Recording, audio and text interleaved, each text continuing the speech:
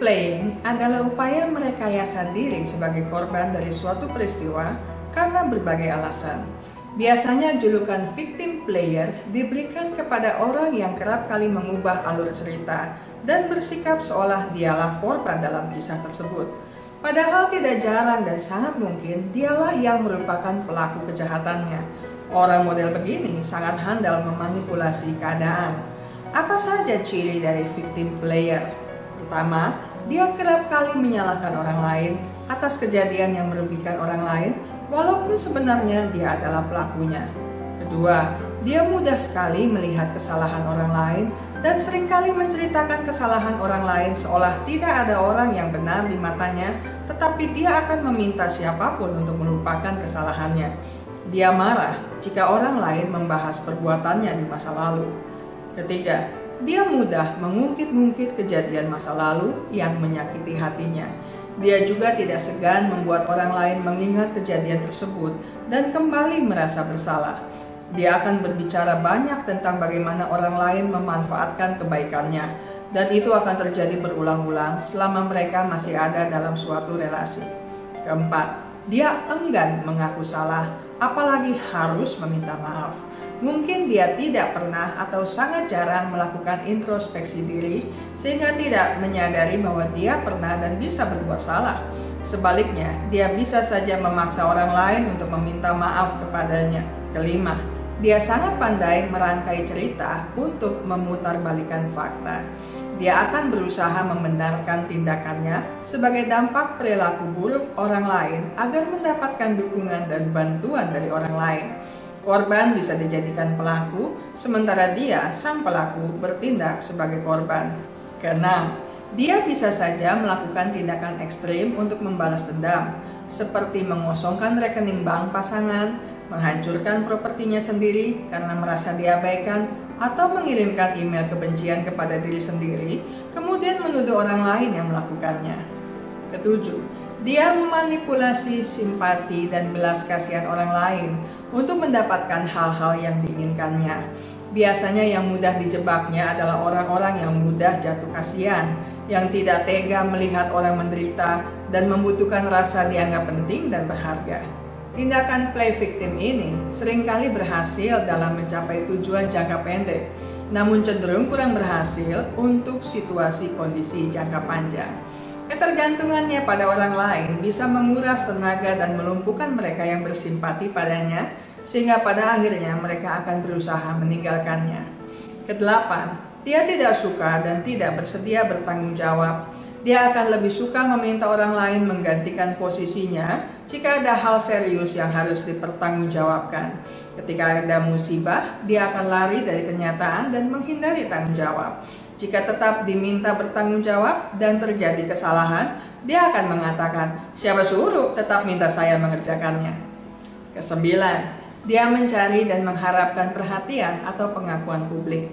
Orang seperti ini akan bersikap iri terhadap seseorang atau sekelompok orang. Dia tidak segan-segan mengeluh, melecehkan, menggosipkan, atau bersikap nyinyir kepada seseorang yang tidak disukainya secara verbal atau fisik dengan maksud dibenarkan oleh orang di sekitarnya. Dia pun mungkin saja akan terus-menerus memohon dengan berkata, "Hanya kamu yang bisa membantu saya," sampai orang itu menyerah dan mengabulkan tuntutannya.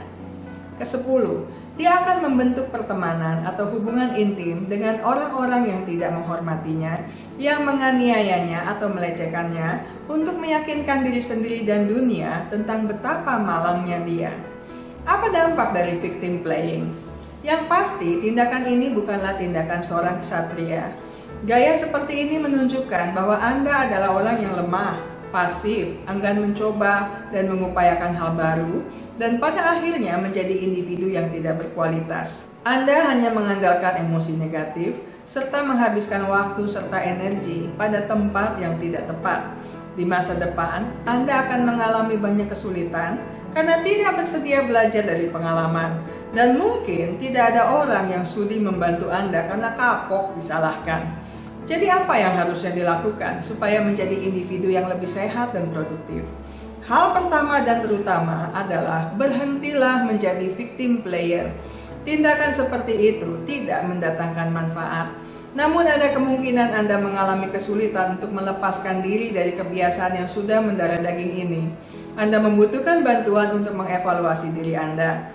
Carilah bantuan profesional, jangan cuma bercerita atau berkeluh kesah kepada teman Anda yang biasanya menyetujui semua hal yang Anda katakan atau perbuat.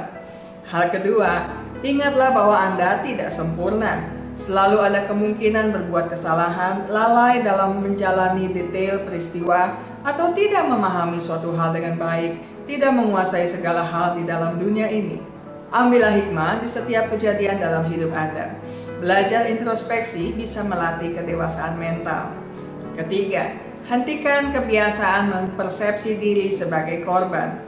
Menjadi victim player berarti menyalahkan orang lain atas masalah Anda sendiri.